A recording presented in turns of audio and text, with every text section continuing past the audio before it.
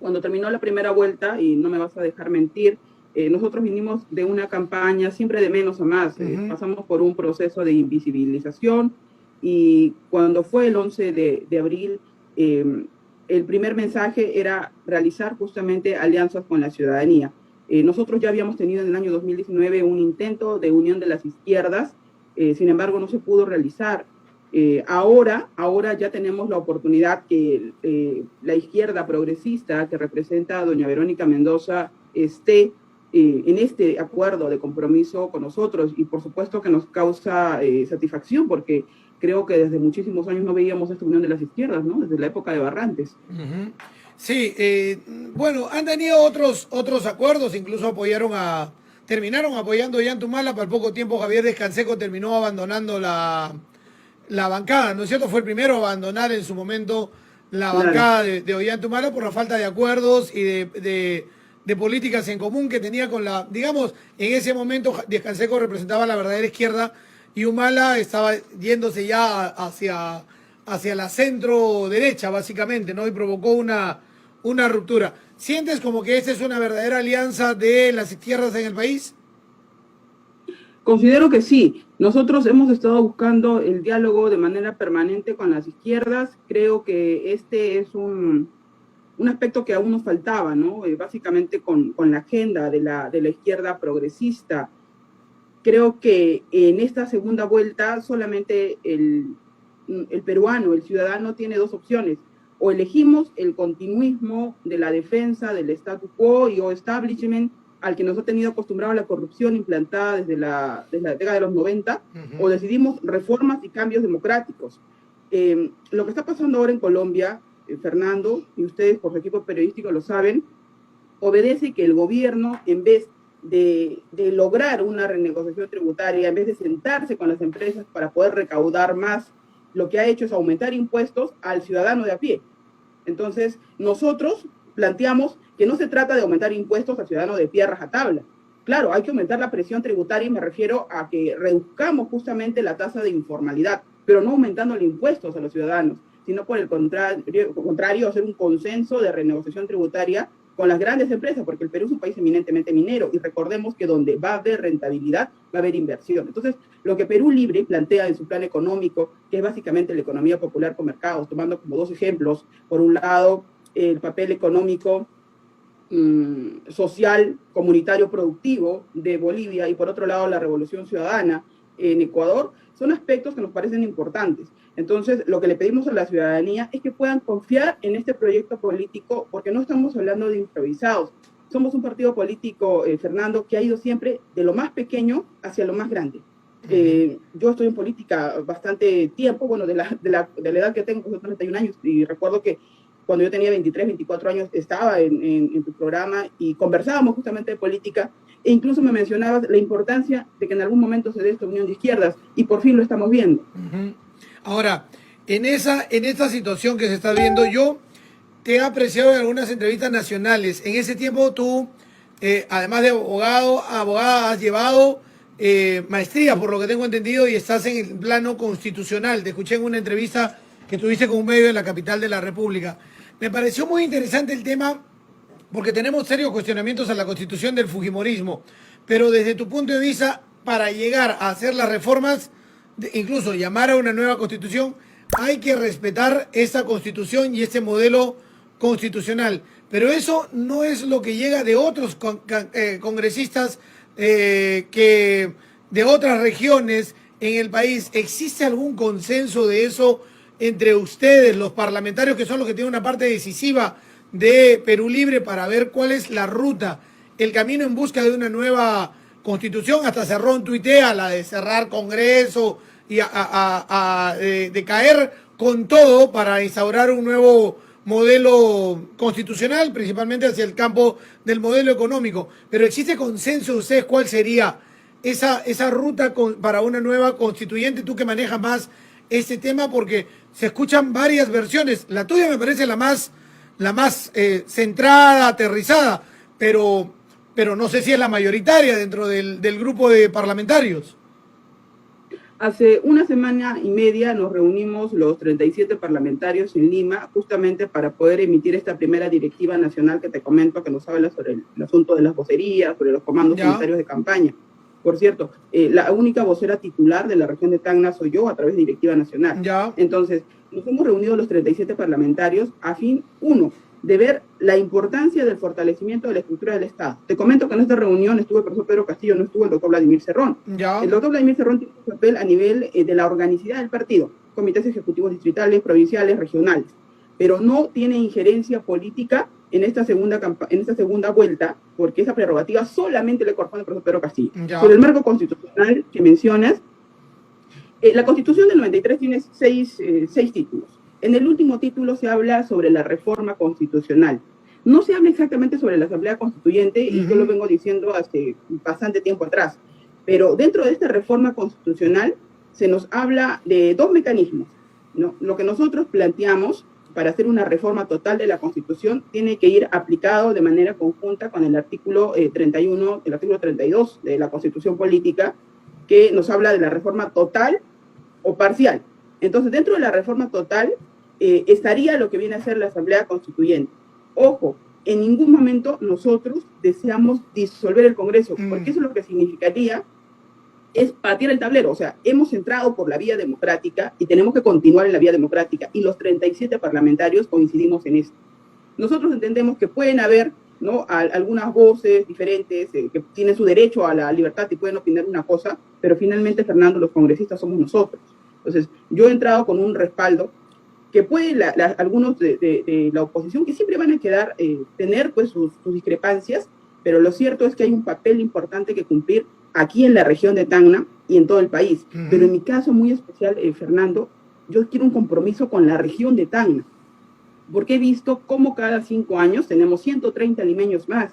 Entonces, no es lo que queremos. Queremos cambiar esto, justamente porque también soy joven, Fernando, tengo 31 años.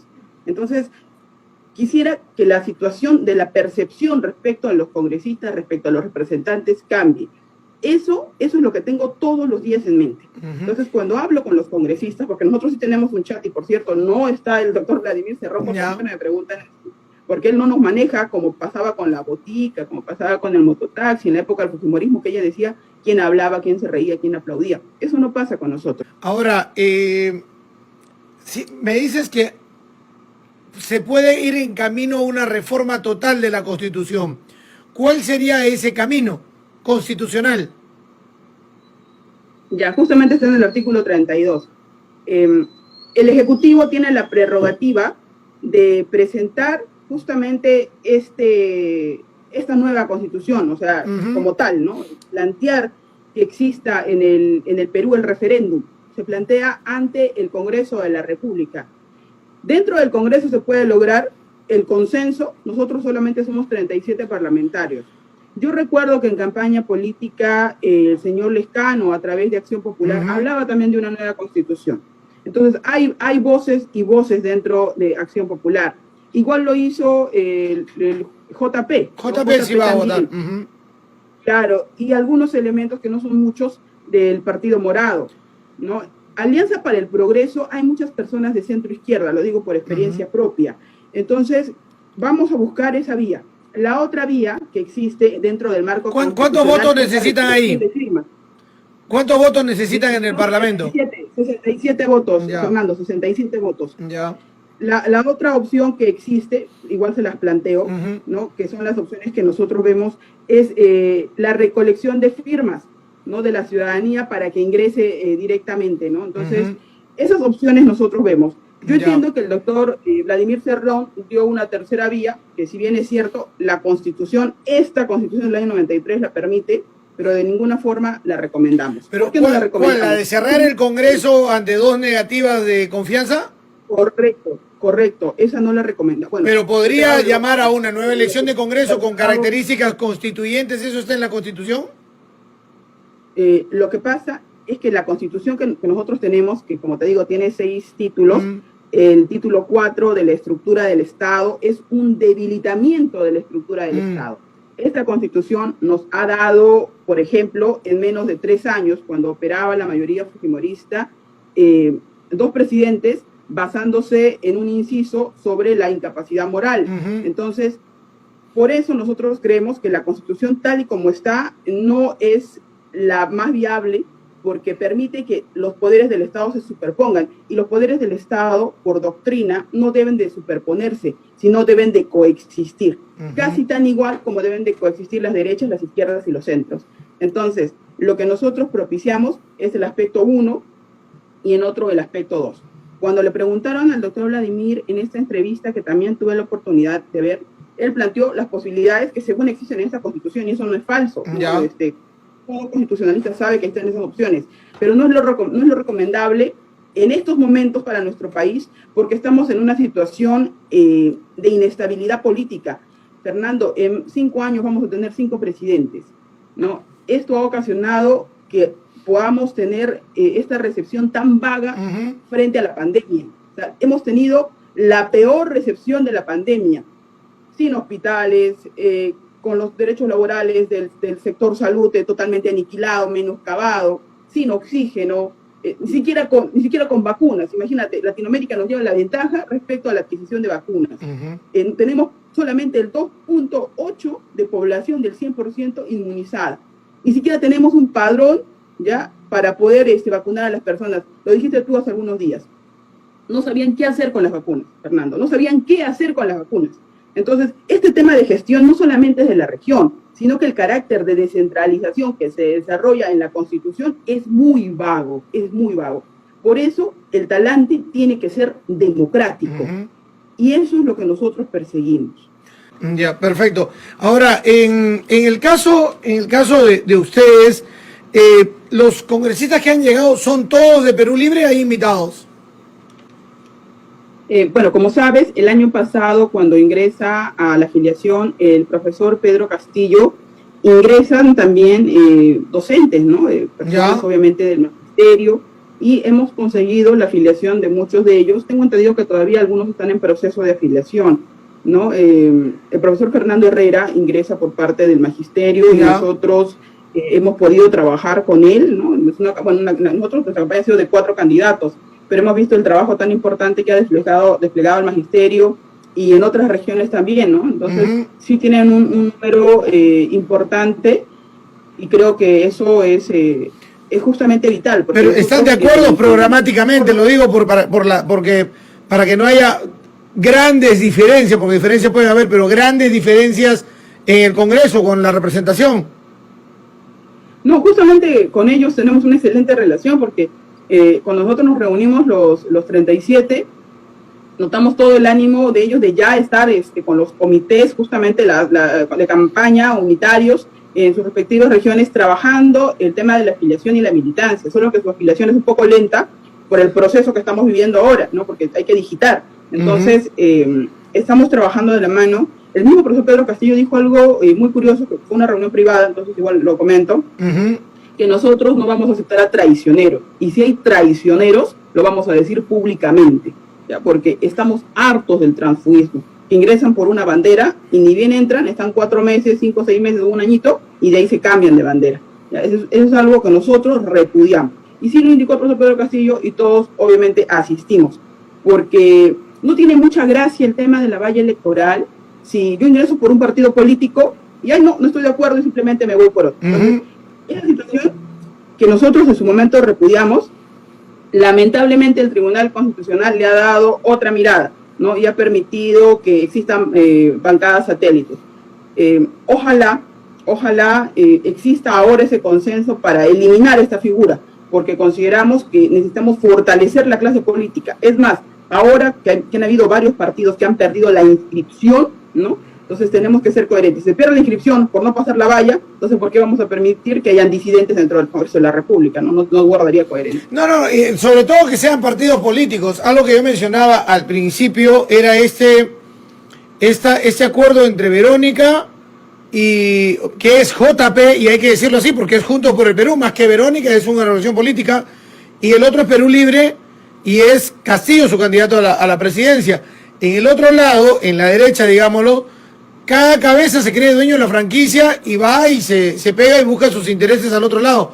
El tema es que existan verdaderos partidos políticos el Partido Nacionalista también llegó con una mayoría y luego terminó explotando adentro con varios de sus parlamentarios saliéndose y convirtiéndose, en ese momento se le llama tránsfuga, pero salían entre broncas internas por no cumplir la hoja de ruta o acuerdos políticos entre ellos. Por eso te preguntaba sobre el tema referido a esa unión de bancada que deben tener. Te lo digo porque mi padre ha sido congresista y yo en esa época estaba en la universidad, claro, y yo veía las peleas internas que había entre los diversos grupos políticos de izquierda, que creo que tu padre también ha sido dirigente de izquierda, lo mencionaste en alguna oportunidad cuando te presentaste aquí en la radio, y se sabe que cada quien o cada grupo piensa diferente. En esa época había un Barrantes, había un Mome, había gente que propugnaba más la unidad y se lograba tener.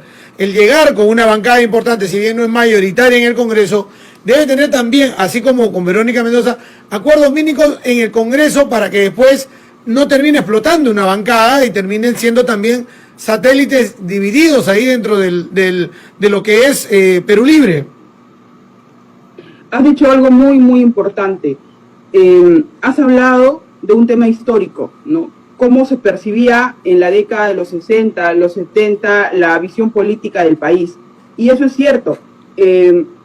La clase política de nuestro país hace décadas era una clase muy importante, donde se daba el diálogo, donde podían haber claramente diferencias entre las izquierdas, pero finalmente se llegaban a consensos. Esto ha ido en detrimento por diferentes factores.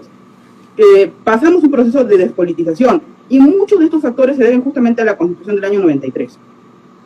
El terrorismo hizo mucho daño al país, Fernando, muchísimo daño al país. El daño que le ha hecho la corrupción al país también es tremendo. Nosotros, desde nuestra óptica, es justamente no repetir ninguno de esos modelos. Y ahora mismo, Fernando, estar nuevamente en contienda electoral con la señora Fujimori, que representa lo más recalcitrante de la década de los 90, que representa la corrupción, porque no representa cambios, ¿no? La señora Keiko Fujimori, lamentablemente, ha hecho alianzas con grupos de poder, pues, que en el país han logrado hacer una brecha, ¿no? Una brecha. Entonces, consideramos nosotros que la única forma de poder ganar es uniéndonos entre ciudadanos, buscando espacios importantes como nos dan las regiones, caminando a diario, porque tenemos la tarea por delante de la formación de cuadros políticos, y eso es lo que está apostando Perú Libre ya hace 3 años que estamos en este camino. Estamos apostando porque la clase política se una, por generar debates y diálogos. Entonces, creo que ese es el trabajo que tenemos por delante. Quizás nos demoremos 30 años, Fernando. Yo creo que te hablé de esa cantidad de tiempo. Nos demoremos 30 años. El problema no es ese. El problema no es el tiempo, el tema es la organización que se pueda tener tan sólida y constituida que no pueda ser un grupo que llega a un gobierno y esté solamente 5 años, sino que sea parte de una vía democrática del país, como en algunos casos lo ha hecho la derecha y otros grupos políticos, pero que han terminado hoy en una crisis. El APRE es un ejemplo, Acción Popular es otro que ha participado en este proceso, el PPC que pierde inscripción ahora, pero no satélites o franquicias, que es lo que le venden a la gente cebo de culebra permanentemente. Exacto, lo que no queremos son caudillos. Las organizaciones políticas toman tiempo, y tú recordarás que yo soy defensora de la organicidad de los partidos. No soy amiga de que me digan de Lima, señalen y así se hace y tú cumples. Ya no queremos caudillos. La organización política tiene que generar debate y diálogo, y tiene que respetarse lo que se diga desde las bases. Eso es algo que venimos trabajando. Yo desde la Secretaría de Disciplina aquí en Tacna, dentro del Comité Ejecutivo Regional, me encargo justamente de ver esa disciplina. Que si bien es cierto puede haber una directiva nacional, la directiva nacional tiene que ser acorde con lo que dicen las bases. Y en esa arista hemos venido trabajando. Entonces, a eso nos ha acostumbrado la Constitución del año 93, que la educación, que la salud, que la vivienda, que el trabajo sean servicios, y no debería de ser. Entonces, a eso apunta Perú Libre, que los derechos fundamentales sean respetados, sean irrestrictos. Nosotros no queremos vulnerar libertades porque nos ha costado tanto tener libertades, sobre todo al tacneño por la historia. Entonces, a eso nosotros vamos. Quiero pedirles a la ciudadanía que, por favor, si tienen alguna duda, yo siempre dejo mi número de celular, ¿no? Y voy a aprovechar el espacio, que es el 928-60-12, para que me escriban por WhatsApp y estamos prestos a conversar con todos los sectores. Repítelo, por favor, repítelo. 928 60 12. Ya, perfecto. Acabo de decir algo importante y voy a hacer una mención de esto. ¿Recuerdas que hace unos días en tu espacio estaba la doctora Zacieta, si no me equivoco, estuvo la doctora Rosario, y se hablaba de esta sentencia absolutamente, bueno, yo digo terrible, ¿no? Terrible porque el tecnólogo, de que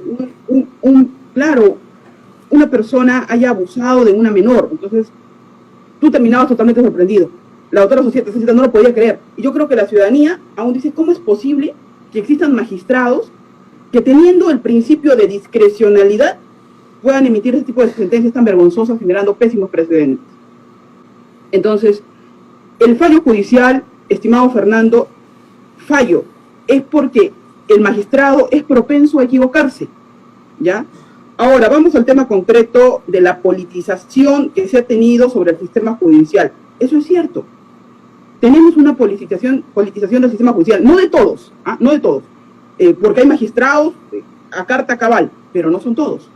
Respecto a la sentencia por negociación incompatible, que ojo, es un delito residual, es decir, que si no pueden probarte a ti peculado, cohecho activo, cohecho genérico, cohecho pasivo, entonces, bueno, debe de ser negociación incompatible.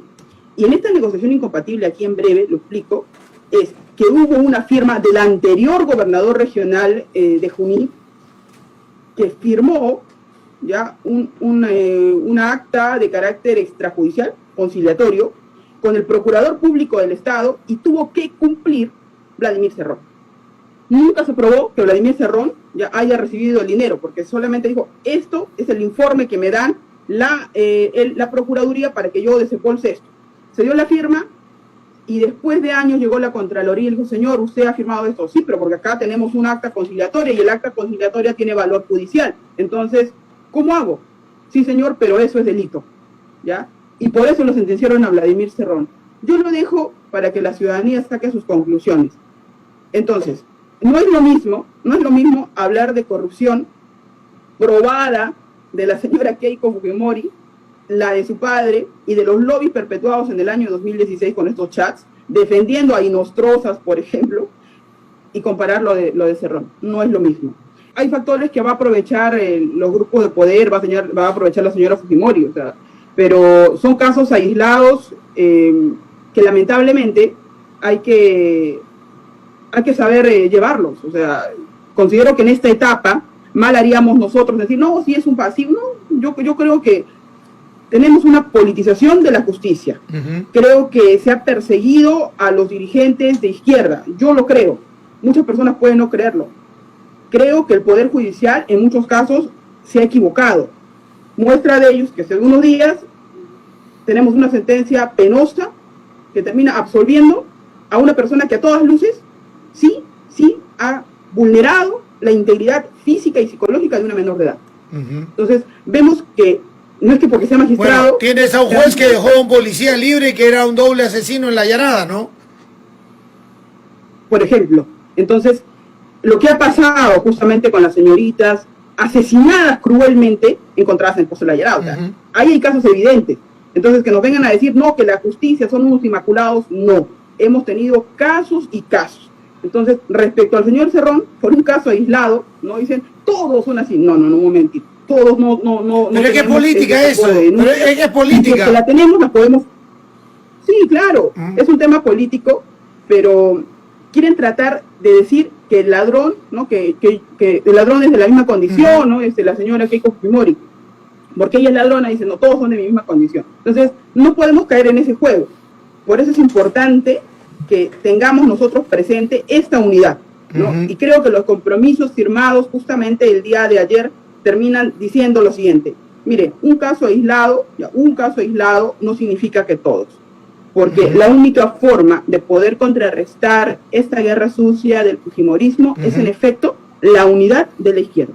Y en eso estamos trabajando. Y nos sentimos con la tranquilidad, con la cautela, porque nosotros no nos movemos al vaivén de las encuestas. Porque si fuera así, Fernando, estaríamos totalmente desmoralizados, ya que aparecíamos en otros cuando nos ponían en las encuestas, ¿no? sí estaban silenciados, porque los medios no les daban tribuna, no les daban tribuna. Y yo incluso, y lo dije acá en la radio, o sea, son tantos candidatos que la forma de poder conocerlos era darle minutos libres para que se presenten y la gente elija, porque en realidad después, si uno empezaba a entrevistar uno por uno, iban a quedar unos fuera y iban a decir que los medios estaban parcializados, etcétera, etcétera. Pero en Lima no aparecía ninguno del lápiz en entrevista. Claro, sí, recuerdo. Ni el presidencial. Estuvimos en dos oportunidades en Radio 1, una en 3 bloques, en 3 bloques y otra en la tarde con Marco. O sea, yo con Richard. Fueron espacios que no tuvieron otros congresistas en otras partes del país, sobre todo en Lima.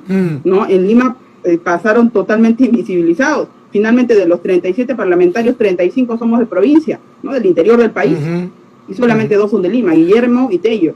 Entonces, estamos conversando con Betsy Chávez Chino, que es la congresista electa por Tacna, que además nos ha anunciado que es la vocera titular del Partido Perú Libre aquí en la ciudad de Tacna. De la región Tacna. De la región Tacna.